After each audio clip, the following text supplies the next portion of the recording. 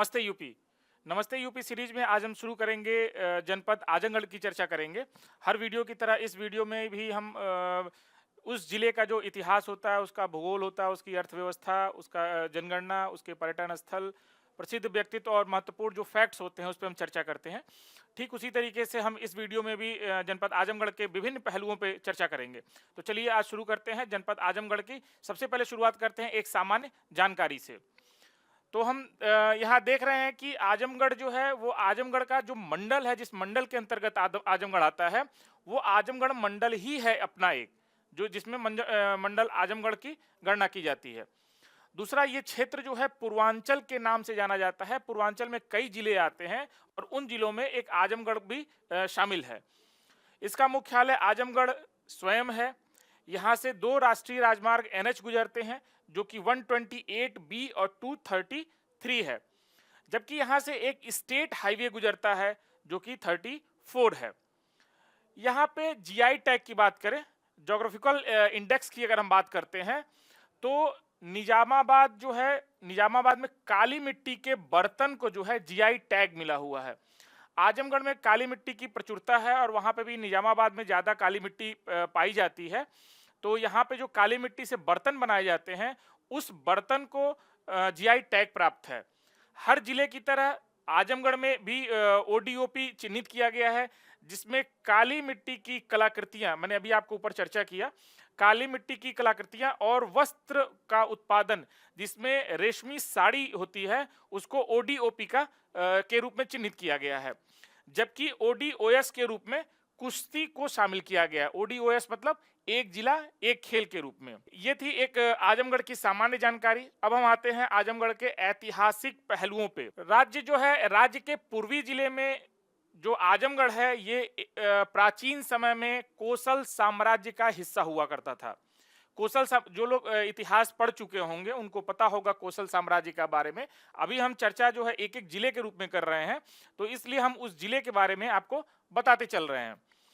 तो आजमगढ़ प्राचीन समय में कोसल साम्राज्य की हिस्सा हुआ करता था, कोसल साम्राज्य का हिस्सा हुआ करता था। बहुत लोग कोसल और बहुत लोग कौशल बोलते हैं। बुद्ध के समय उत्तरी भारत के 4 शक्तिशाली राजतंत्रों में कोसल साम्राज्य प्रमुख रूप से सामने आया। जो उत्तर भारत के जो लोग इतिहास पढ़ चुके होंगे उनको पता होगा कि भगवान बुद्ध के समय उत्तरी भारत के जो 4 शक्तिशाली राजतंत्र होते थे, उस राजतंत्रों में कोसल साम्राज्य प्रमुख रूप से उभर कर सामने आया था, जहां पे इसकी समृद्धि अपने चरम पर पहुंची थी। ठीक है। कोसल का जो राज्य था,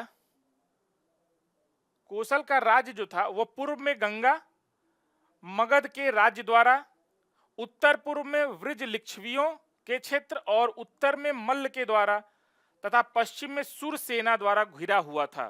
कोसल का जो राज्य था वो पूर्व में गंगा और मगध के राज्यों द्वारा, जबकि उत्तर पूर्व में वृजी लिच्छवियों के क्षेत्र द्वारा, उत्तर में मल्ल के द्वारा और पश्चिम में सुर सेना द्वारा आजमगढ़ क्षेत्र घिरा हुआ था, जो कि प्राचीन में कोसल साम्राज्य का एक हिस्सा हुआ करता था। और दक्षिण तथा दक्षिण पश्चिमी में वो वत्स राज्य द्वारा, जो कि कौशांबी राजधानी के रूप में थी, उसके द्वारा ये घिरा हुआ था। अब हम बात करते हैं कि इसका नामकरण कैसे हुआ। यह जिला अपने मुख्यालय नगर आजमगढ़ के नाम पर रखा गया। मैंने आपको शुरू में बताया कि आजमगढ़ का मुख्यालय आजमगढ़ है और यहाँ पे भी उसकी चर्चा की जा रही है कि पूरे आजमगढ़ जनपद का नाम, इसके मुख्यालय का जो नगर था आजमगढ़, उसी के नाम पे रखा गया था। और जानकर आपको ये जानकारी आपको होनी चाहिए कि यह जो जिला, इस जिले का जो नाम रखा गया, इसकी जो स्थापना हुई वह 1665 में इस नगर की स्थापना हुई थी। और यह किसके नाम पे रखा गया आपको बताते चलें कि मेहनगर एक तहसील है, वहां पे मेहनगर के जो राजपूत थे, गौतम राजपूत थे, उनके वंशज थे विक्रमाजीत के पुत्र के नाम पे आजमगढ़ का नाम रखा गया था। मतलब गौतम राजपूत जो वंशज थे, वंश जो था गौतम राजपूत का, उसके एक वंशज थे विक्रमाजीत, जो कि मेहनगर से जिनका संबंध था। विक्रमाजीत के पुत्र थे आजम। इन्हीं के नाम पे इस नगर का नाम आजमगढ़ रखा गया और 1665 में इस नगर की स्थापना हुई, जिनके बारे में कहा जाता है कि बाद में इन्होंने इस्लाम धर्म स्वीकार कर लिया और इनके दो पुत्र थे, आजम और अजमत। विक्रमाजीत के दो पुत्र थे, एक आजम और एक अजमत। तो आजम के नाम पे ही इस नगर का नाम आजमगढ़ रखा गया। और यह जो क्षेत्र है ना, यह इसे देवभूमि के रूप में भी जाना जाता है। यहाँ पे क्योंकि यहाँ पे तमाम जो है ऋषियों की स्थली है। यहाँ पे अभी हम आगे उसके चर्चा करते रहेंगे, आपको दिखेगी वो सारी चीजें। यह क्षेत्र ऋषि दुर्वासा की भूमि के नाम से भी जाना जाता है, जिनका आश्रम आजमगढ़ में एक तहसील है फूलपुर, वहां फूलपुर में यह स्थित है। और यह आश्रम टोंस और मझुई नदी के संगम पर स्थित है। ये आपको जानना चाहिए कि ऋषि दुर्वासा का एक आश्रम है जो कि फूलपुर तहसील में स्थित है, और यह आश्रम टोंस और मझुई नदी के संगम पर स्थित है। ऋषि दुर्वासा की भूमि के रूप में आजमगढ़ को जाना जाता है। अब अगर हम आगे चलें, इनके इतिहास के बारे में चर्चा करें, तो आपको बताते चलें कि 1801 ईस्वी में लखनऊ के वजीरों द्वारा आजमगढ़ को ब्रिटिशों को सौंप दिया गया था। 1801 में लखनऊ के वजीरों द्वारा ब्रिटिशों को आजमगढ़ को सौंप दिया गया था। और 1857 के सिपाही विद्रोह में आजमगढ़ के हिंदू और मुस्लिम जमींदार जिन्हें रौतारों के भी नाम से जाना जाता था, ने ब्रिटिश के खिलाफ विद्रोह में मदद की।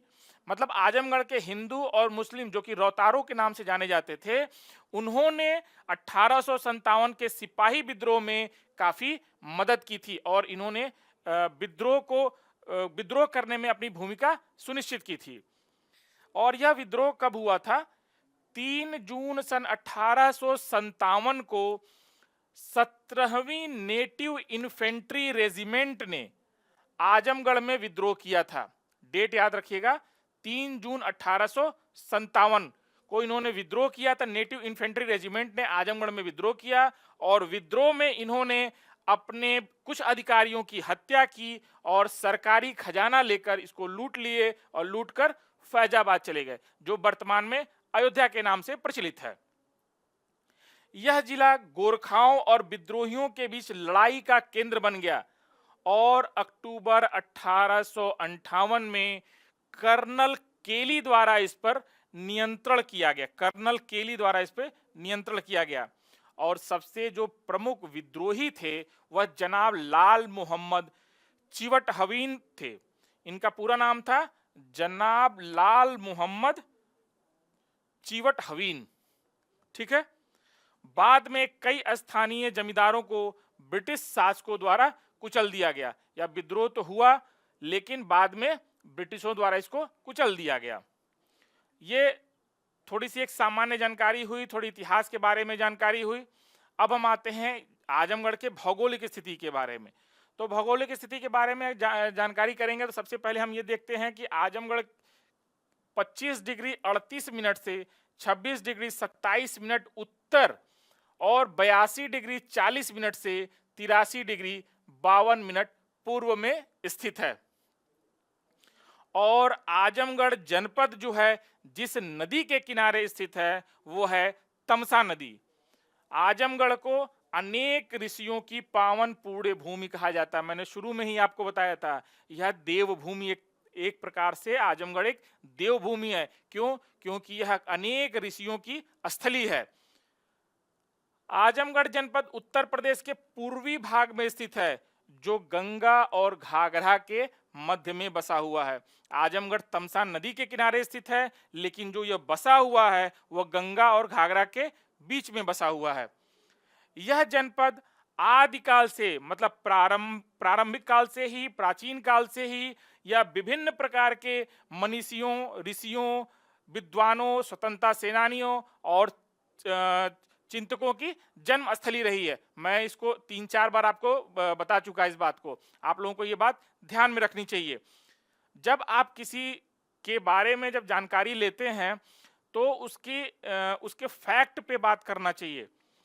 आजमगढ़ को हो सकता है कि बहुत लोग इस परिप्रेक्ष्य में नहीं जानते होंगे। आजमगढ़ की चर्चा होती है तो वर्तमान में जो एक परिदृश्य बना हुआ है आजमगढ़ को लेकर के, उसी परिदृश्य के रूप में लोग चर्चा करते हैं। लेकिन वास्तविकता यह है कि अगर आजमगढ़ को जानने की कोशिश करना है, अगर आपको जानना है, तो आप इस वीडियो को देखेंगे, आपको बहुत सारी बातें समझ में आएंगी, तब आपका दिमाग खुलेगा, आपके विचार आजमगढ़ के बारे में बदल जाएंगे। क्यों? क्योंकि आजमगढ़ को ऋषियों की जन्मस्थली, तपस्थली के बारे में भी के रूप में भी जाना जाता है, यह देवभूमि के रूप में जाना जाता है। अगर आप पॉजिटिव सेंस में लेना चाहेंगे तो अगर आप आजमगढ़ को देखेंगे तो आजमगढ़ में बहुत सारे ऐसे ऋषि मुनि, स्वतंत्रता सेनानी पैदा हुए जिन्होंने आजमगढ़ को एक नई पहचान दी है। ठीक है, तो इस वीडियो को जरूर आप लोग देखें। आपको आजमगढ़ के बारे में बहुत सारी प्राचीन बातें, ऐतिहासिक बातें, बहुत सारी चीजें आपको पता चलेंगी। अब हम बात करते हैं जो सीमाएं हैं, किन किन जिलों की सीमाओं से ये टच करता है, कौन कौन सी सीमाएं पूरब, पश्चिम, उत्तर, दक्षिण में इस जिले के स्थित हैं। तो हम देखेंगे कि जो उत्तर में है वो गोरखपुर जिला है। आजमगढ़ के उत्तर में गोरखपुर जिला, उत्तर पश्चिम में अंबेडकर नगर, दक्षिण पूर्व में गाजीपुर, दक्षिण पश्चिम में जौनपुर, पश्चिम में सुल्तानपुर, और पूर्वी जो दिशा है वो मऊ से टच करता है। मतलब आजमगढ़ गोरखपुर, अंबेडकर नगर, गाजीपुर, जौनपुर, सुल्तानपुर और मऊ से टच करता है। अब हम अर्थव्यवस्था की बात करें तो आजमगढ़ औद्योगिक रूप से बहुत संपन्न नहीं है। आजमगढ़ की अर्थव्यवस्था उद्योगों पर निर्भर नहीं है। छोटे छोटे लघु उद्योग, कुटीर उद्योग हैं जिसकी चर्चा भी हम आगे करेंगे।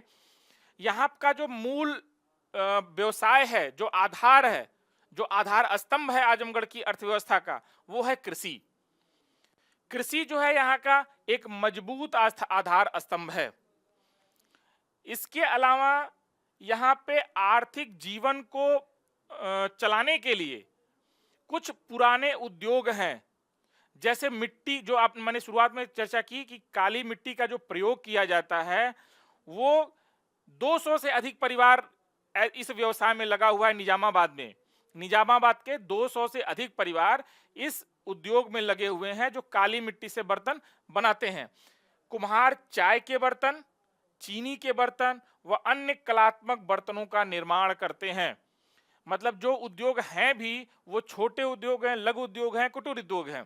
जैसे यहाँ पर चर्चा की गई है कि मिट्टी के बर्तन व देवी देवताओं की मूर्तियां, विशेषकर गणेश, लक्ष्मी, शिव, दुर्गा और सरस्वती की मूर्तियां निर्मित होती हैं और पर्व और त्योहार के समय में इनकी डिमांड ज्यादा हो जाती है।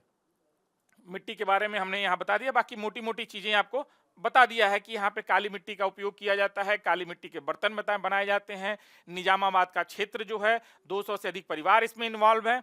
तो यहाँ की जो अर्थव्यवस्था है आजमगढ़ की, वो बेसिकली जो डिपेंड है वो है एग्रीकल्चर पे। एग्रीकल्चर के अलावा छोटे छोटे जो लघु उद्योग हैं, कुटीर उद्योग हैं, उनकी चर्चा हम आपसे करते चल रहे हैं। देखिए यहाँ आ भी गया काली मिट्टी के बर्तन, कृषि उद्योग, हथकरघा व पावरलूम, खाद्य प्रसंस्करण, रसायन व संबंधित उद्योग, जूट की रस्सी, वस्त्र उद्योग। वस्त्र उद्योग मैंने आपको चर्चा भी की थी, जो रेशमी साड़ी की चर्चा हमने की थी, और काली मिट्टी के बर्तनों की चर्चा की थी।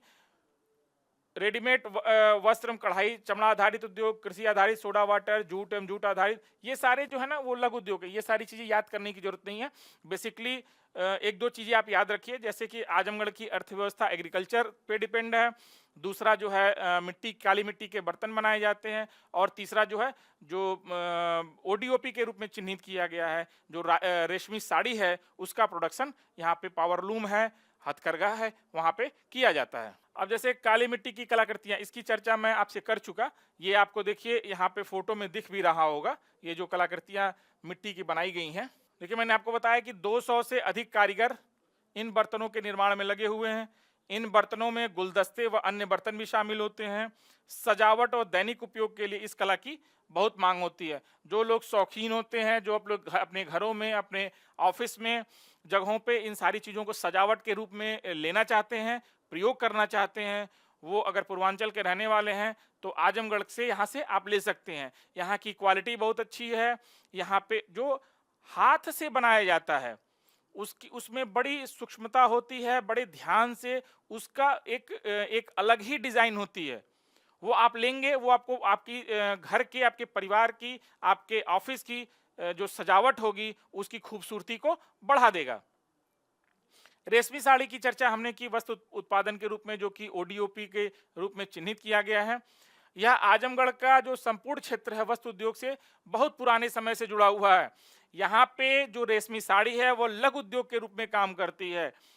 और जो साड़ी का जो पल्लू होता है, जो औरतें साड़ी पहनती हैं, पल्लू ओढ़ती हैं, वो पल्लू पे रेशमी कढ़ाई के साथ साथ साड़ी के शेष भाग के साथ बेहतरीन समायोजन किया जाता है। मतलब जो उसकी कलाकृतियां होती हैं वो पल्लू से लेकर के पूरे साड़ी पे उसकी डिजाइन और छपाई दिखती है। अब हमने बात किया भौगोलिक स्थिति की, इतिहास की, सामान्य जानकारी ली, वहां की अर्थव्यवस्था की चर्चा कर ली। अब हम बात करेंगे एडमिनिस्ट्रेटिव सेटअप की।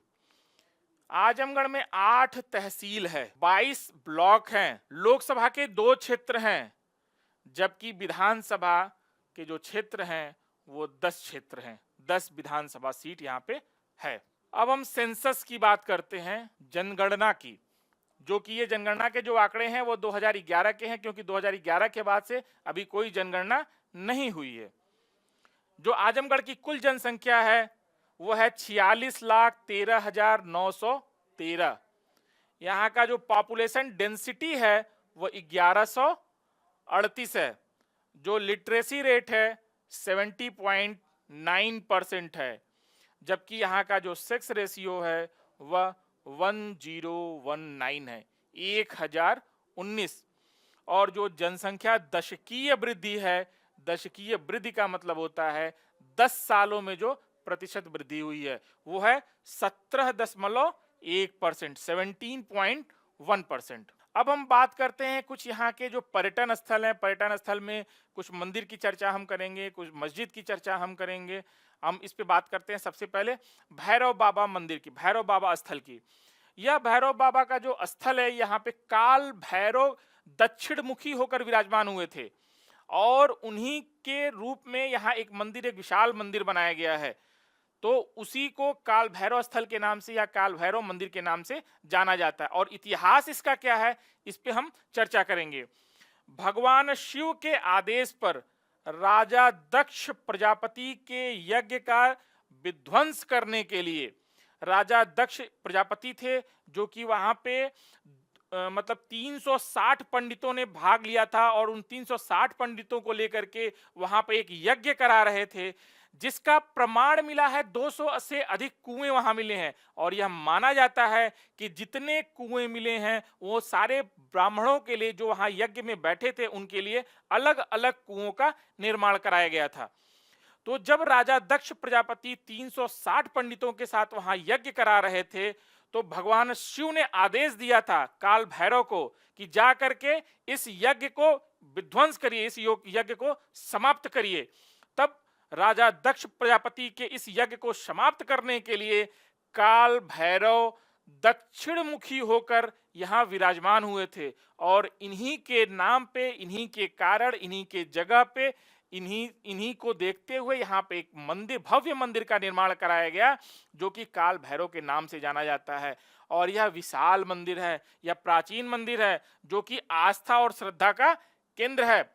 यहाँ पे प्रतिवर्ष हर साल ज्येष्ठ मास के गंगा दशहरे पर 1 सप्ताह का मेला आयोजित किया जाता है, जहां पे सिर्फ आजमगढ़ ही नहीं, लगभग पूर्वांचल के सभी जनपदों, पूर्वांचल से अगर आगे भी बढ़ेंगे तो वहां के भी जनपदों के जो आस्था का केंद्र माना जाता है काल भैरव का मंदिर, वहां पे लोग बड़ी संख्या में उपस्थित होते हैं और काल भैरव का दर्शन करते हैं, पूजा पाठ करते हैं और उस मेले का आनंद लेते हैं। अब हम दूसरी चर्चा करेंगे दुर्वासा ऋषि स्थल। मैंने शुरू में ही आपको बताया कि आजमगढ़ को जो जिस परिप्रेक्ष्य में आज के रूप में सामान्य मानसिकता के रूप में आजमगढ़ लोगों के सामने जो एक प्रतिबिंब बनाता है, वह आजमगढ़ बिल्कुल वैसा नहीं था और नहीं है आज। आज के डेट में अगर आप कायदे से समझेंगे आजमगढ़ जिले को, आजमगढ़ को समझने की कोशिश करेंगे, तो आपको समझ में आएगा कि यह एक देवभूमि है आजमगढ़। आपको धीरे धीरे चीजें समझ में आ रही होंगी और आगे और भी आ रही होंगी आएंगी कि मैं क्यों ऐसी बात इतना बोल्डली बोल रहा हूं, क्योंकि मैं ये जो बात बोल रहा हूं आपको प्रूफ के साथ यहाँ पे बताता चल रहा हूं। तो दूसरी चर्चा हम करते हैं दुर्वासा ऋषि स्थल की।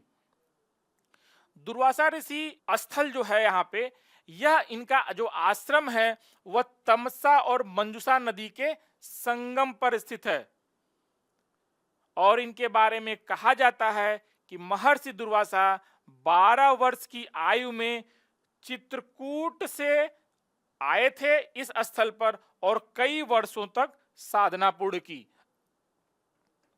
अब बताइए कि मैं जो बात आजमगढ़ के इमेज को लेकर के कर रहा था, वो बात आपको यहां समझ में आ रही होगी कि यह कितनी बड़ी देवभूमि है, कितना श्रद्धा का स्थल है कि यहाँ पे 12 वर्ष की आयु में जो यहाँ पे महर्षि दुर्वासा थे वह चित्रकूट से आए और कई वर्षों तक यहाँ पे साधना पूर्ण की। और यहाँ पे माना जाता है कि यहाँ पे श्रद्धालु जो आते हैं वह भगवान शिव और दुर्वासा ऋषि का दर्शन कर अपनी मनोकामना पूर्ण करते हैं। माना जाता है कि इस स्थल पे अगर कोई व्यक्ति अपनी आस्था से यहाँ पहुंचे, यहाँ पे भगवान शिव का दर्शन करे, भगवान शिव की भी मूर्ति स्थापित है, और अगर दुर्वासा ऋषि का दर्शन करे तो उनकी मनोकामना पूर्ण होती है। और यहाँ पर श्रावण मास, कार्तिक मास सहित ढेर सारे जो पर्व होते हैं, वहाँ पे हर साल मेले का आयोजन किया जाता है, जहाँ पे बड़ी संख्या में लोग पार्टिसिपेट करते हैं। अब हम बात करते हैं अवंतिकापुरी धाम का। अवंतिकापुरी धाम के बारे में जो प्रचलित है वह यह है कि यह मंदिर जमीन के अंदर 3 मंजिला मंदिर है, जो कि लगभग 1000 साल प्राचीन मंदिर है। अब बताइए कि 1000 साल पुराना मंदिर जो कि जमीन के अंदर है, जो 3 मंजिला है, उसकी कितनी महत्ता रही होगी प्राचीन समय से। मैं बार बार आजमगढ़ को लेकर के बोल रहा हूं क्योंकि मैं चाहता हूं कि आजमगढ़ की छवि जो आप लोगों के मन में है उससे बाहर निकलिए और जो वास्तविक छवि है आजमगढ़ की उसको माइंड में आप लोग समझिए, उसको देखिए। आप सोचिए जिस जिले में, जहां पे, जिस क्षेत्र में, जिस स्थल पे 1000 साल पुराना प्राचीन मंदिर हो, उस जगह की कितनी महत्ता रही होगी ऋषि संत महात्माओं के लिए। आप इस बात से समझ सकते हैं। अब हम आगे बढ़ते हैं। अवंतिकापुरी धाम में राजा परीक्षित के पुत्र जन्मेजय के द्वारा ग्रह के सभी सांपों को मारने के लिए यहाँ पर एक यज्ञ का आयोजन किया गया था। अवंतिकापुरी धाम में राजा परीक्षित के पुत्र जन्मेजय के द्वारा ग्रह के सभी सांपों को मारने के लिए यहाँ पे एक विशाल यज्ञ का आयोजन किया गया था। अब हम चलते हैं गुरुद्वारा की बात करते हैं, जिसका नाम है चरण पादुका गुरुद्वारा। इस स्थल का भ्रमण श्री गुरु नानक साहब जी ने अयोध्या से बनारस तक अपनी प्रथम उदासी के दौरान और श्री गुरु तेग बहादुर जी ने 1670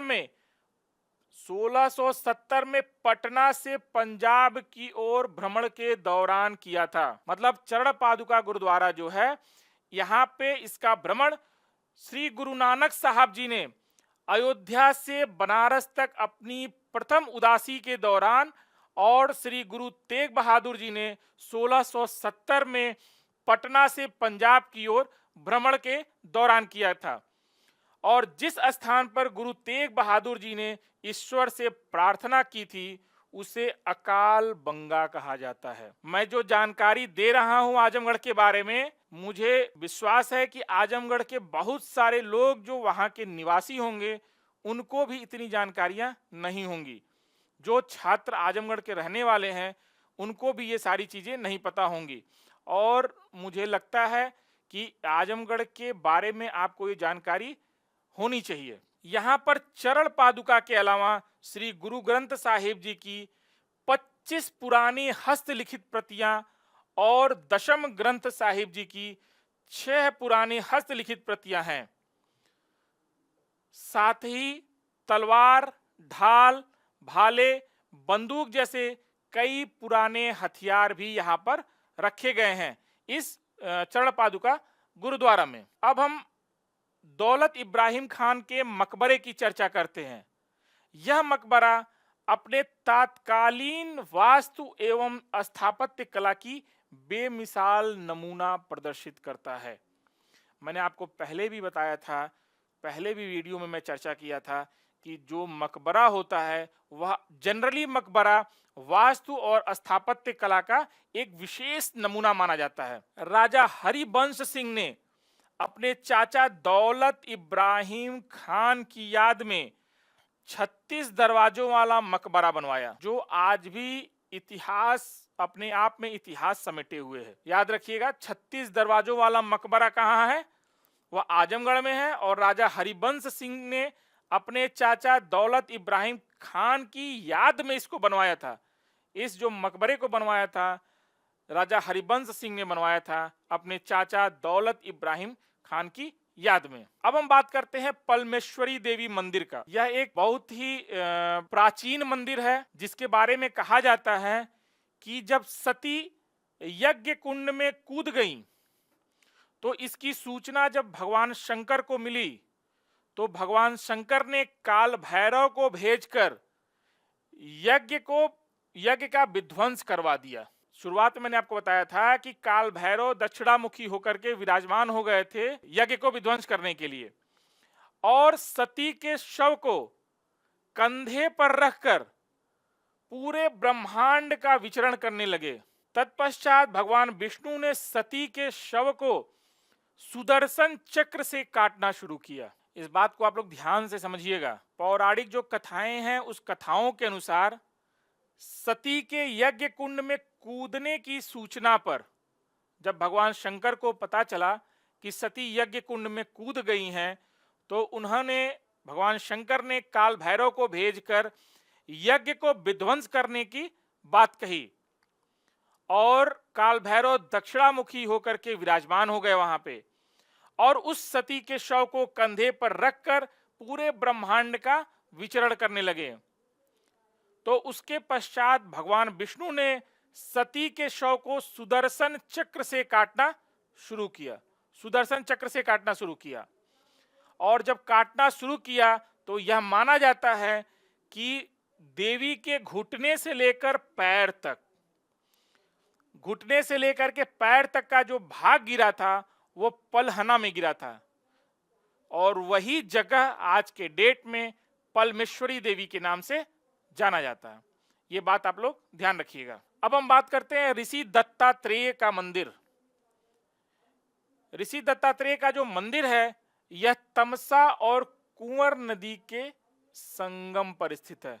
यह तमसा और कुंवर नदी के संगम पर स्थित है। यहाँ शिवरात्रि के दिन प्रतिवर्ष मेले का आयोजन किया जाता है। जो दत्तात्रेय ऋषि थे, ऋषि अत्रि और उनकी पत्नी अनुसुईया के पुत्र थे। दत्तात्रेय ऋषि अत्रि और उनकी पत्नी अनुसुईया के पुत्र थे। जो हिंदू कैलेंडर के अनुसार पूरे देश में मार्गशीर्ष महीने की पूर्णिमा के दिन मनाया जाता है दत्तात्रेय जयंती। अब चर्चा करेंगे चंद्रमा ऋषि आश्रम। यह आश्रम तमसा और सिलनी नदी के किनारे पर स्थित है, जहां पर रामनवमी और कार्तिक पूर्णिमा पर मेला लगता है। चंद्रमा हिंदू धर्म के 9 ग्रहों में से एक है। चंद्रमा ऋषि को ब्रह्म अवतार के रूप में माना जाता है और इन्हें सोम, रजनीपति, क्षुपूरक और इंदु नाम से भी जाना जाता है। अब वहाँ के पर्यटन स्थल हो गए, मंदिर हो गए, मस्जिद हो गए। अब हम आजमगढ़ के कुछ प्रसिद्ध व्यक्तित्व की भी चर्चा करते हैं। प्रसिद्ध व्यक्तित्व में सबसे पहले हम चर्चा करेंगे राहुल सांकृत्यायन की, जिनका जन्म 9 अप्रैल 1893 को हुआ था, जबकि इनकी मृत्यु 14 अप्रैल 1963 को हुई थी। और राहुल सांकृत्यायन जी को भारतीय यात्रा वृत्तांत साहित्य का जनक माना जाता है। यह घुमंतु प्रवृत्ति के थे। यह अपने जीवन के 45 साल 45 इयर्स अपने घर से दूर यात्राओं पर बिताया था इन्होंने, और इन्होंने यात्रा वृत्तांत को साहित्यिक रूप देने में महत्वपूर्ण भूमिका निभाई थी। और एक बात आपको और बता दूं कि वे भारत के सबसे अधिक यात्रा करने वाले विद्वानों में से एक थे। अब हम दूसरी चर्चा करते हैं पीर अली खान की, जो कि एक भारतीय क्रांतिकारी थे और विद्रोही थे, जिन्होंने भारतीय स्वतंत्रता संग्राम में भाग लिया था और 1857 के स्वतंत्रता संग्राम में भाग लेने के कारण उन्हें मृत्यु दंड दे दिया गया था। पीर अली खान, जिनका संबंध आजमगढ़ से था। कैफी आजमी को आज भी भारतीय चलचित्रों में उर्दू साहित्य को लाने वाले व्यक्ति के रूप में याद किया जाता है। उर्दू साहित्य को के रूप में याद किया जाता है, भारतीय चलचित्रों में लाने के लिए याद किया जाता है। इनका जन्म 14 जनवरी 1919 को हुआ, जबकि इनकी मृत्यु 10 मई 2002 को हुआ। आज से 22 साल पहले हुआ था। हाँ, एक बात और मैं भूल गया, कैफी आजमी का जो नाम था वह अतहर हुसैन रिजवी था, जबकि ये अपने उपनाम से जाने जाते थे, कैफी आजमी के नाम से।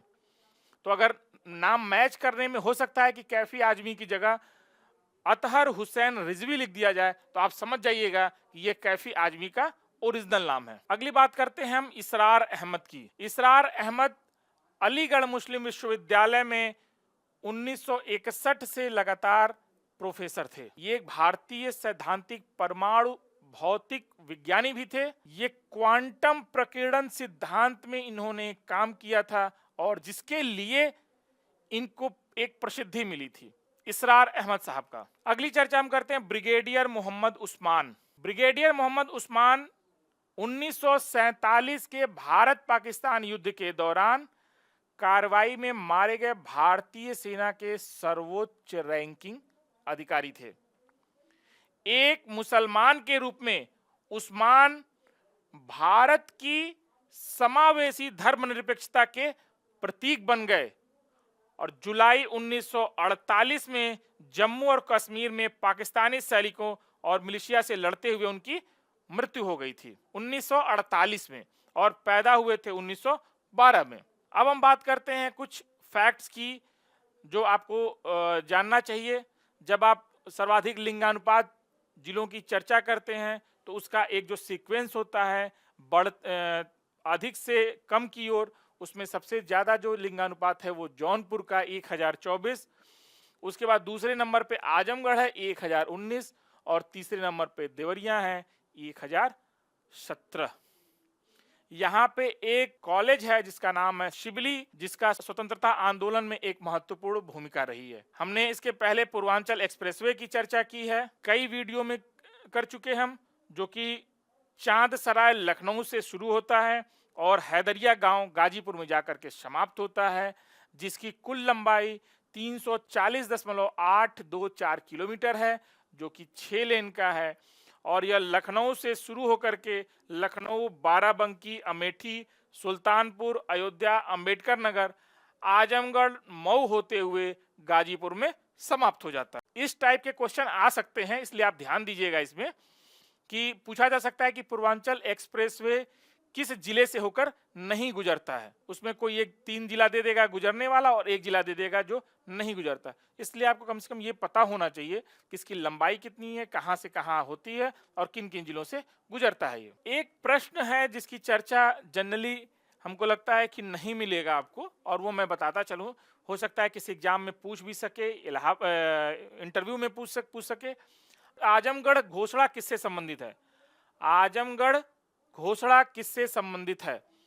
1806 का वेल्लोर विद्रोह, 1857 का विद्रोह, 1877 का दिल्ली दरबार या 1875 का दक्कन दरबार।